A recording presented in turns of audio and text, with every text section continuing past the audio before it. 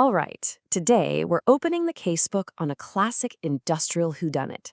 So grab your magnifying glass because we're about to join the brilliant detective Sherlock Holmes and his trusty colleague Dr. Watson as they tackle a particularly sticky situation at a pharmaceutical company. The year is 2025. Our scene is set at Acme Quality Pharma, a company that's known for its incredibly high standards. But on a cold day in January, during what should have been a perfectly ordinary packaging run, something went terribly, terribly wrong. It was a costly failure that ended up contaminating an entire production lot and left everyone just asking, what on earth happened? So our investigation kicks off right at the crime scene, where the true scale of this sticky situation becomes, immediately obvious. Okay, so picture this. An operator at Acme Quality Pharma, we'll call them AQP, is just doing their job, emptying cartons of liquid gel capsules into a hopper. Suddenly, they spot a problem. A bunch of capsules have burst, and their oily contents are leaking everywhere. Now, with their strict procedures, this means only one thing. The entire hopper is contaminated. The whole batch is now at risk. Now, to really get the gravity of this, let's just look at the numbers. Dr. Watson, he's taking notes, and he sees that each shipping pallet is holding about 40 of these cartons. But a single production batch isn't just one pallet. Oh no, it's 5.5 of them. We're talking hundreds of cartons, thousands and thousands of capsules. You can just feel the financial stakes getting higher and higher. And the consequence of all this? Because of just a few leaking capsules, that entire lot, the whole thing, had to be rejected. A huge financial loss, and, for a company like AQP, a totally baffling and unprecedented failure. So with the crime established, the one and only Sherlock Holmes arrives on the scene. And his first step, as it always is to methodically identify and round up the usual suspects. The most likely causes for a failure this catastrophic. This is the big question, right? Was this just a simple accident? Maybe some kind of machinery failure? Or was there something a little more subtle going on here? Holmes and Watson had to consider every single possibility. So Holmes lines up his initial suspects. First on the list, a manufacturing defect. Maybe the capsule supplier, a company called GCF down in Florida. Maybe they just made a mistake. Second, environmental exposure. Could extreme heat or cold have weakened the gelatin shells? Third possibility, transport damage. Maybe the truck ride from Florida to New Jersey was just way rougher than usual. And finally, packaging failure. Was the cardboard carton itself just not strong enough for the job? Holmes starts his investigation with his trademark precision, but this case wasn't going to be easy.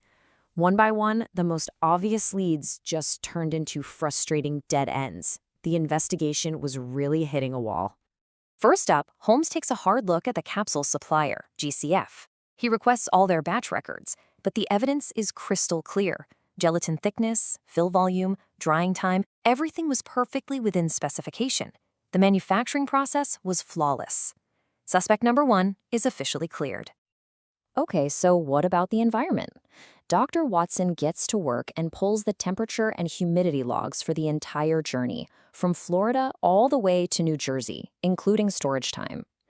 The data was, it was perfect. No spikes, no drops, no excursions outside the validated range. The environment had a perfect alibi. So what about the journey itself? Holmes gets his hands on the shipping logs and scrutinizes every detail. He finds a standard route, a normal transit time, no reported accidents, not even any unusual delays. It looks like transport couldn't be the culprit either. The case was getting colder by the minute. And just like that, Holmes and Watson found themselves at an impasse. All of their primary suspects had been cleared. The game, as they say, was afoot, but the trail had gone completely cold. The root cause was still hiding somewhere in the shadows. It's at moments just like this that a truly great detective knows to go back to the fundamentals, to re-examine every single piece of evidence. And that's exactly when they found it. A breakthrough clue, one that was hiding in plain sight the entire time. Holmes went back to basics. He asked a very simple question. What was the specified weight of the capsules inside each carton? And the answer had been consistent for over a decade, exactly 5 pounds. Then Holmes gave a simple order.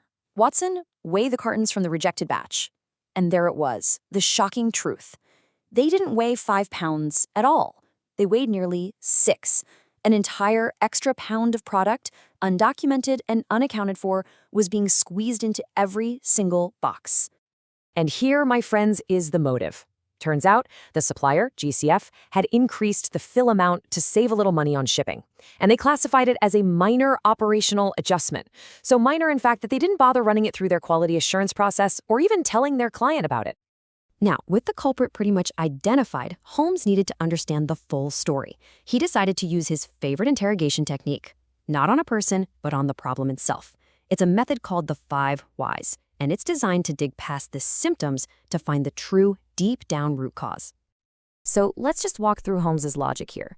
Number 1, why did the capsules leak? Elementary, my dear Watson. They ruptured. 2, why did they rupture? Because the extra weight caused excessive compression. 3, and why was there compression? Because the curtains were overfilled. 4, why were they overfilled? Because GCF secretly increased the fill quantity. And now, the crucial final question, number 5. Why was this change made without any kind of review?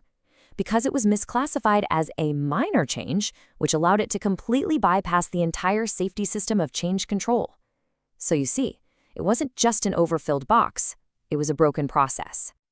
With the confession secured, so to speak, the case could finally be closed.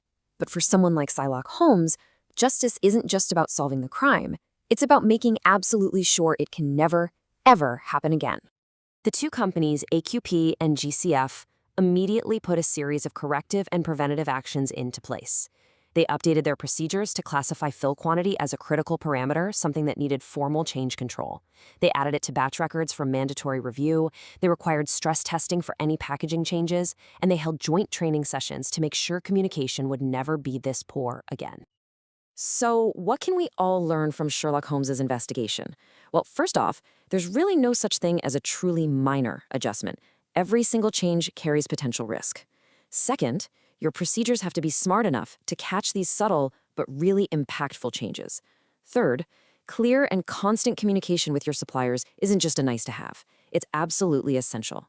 And finally, a strong change control system is your absolute best defense against this kind of preventable disaster. And that brings us to the end of this case. The evidence is all there, but it leaves us with one final question to ask about our own work. What seemingly insignificant adjustment in your world could, under just the right amount of pressure, lead to its own catastrophic failure? It's something to think about.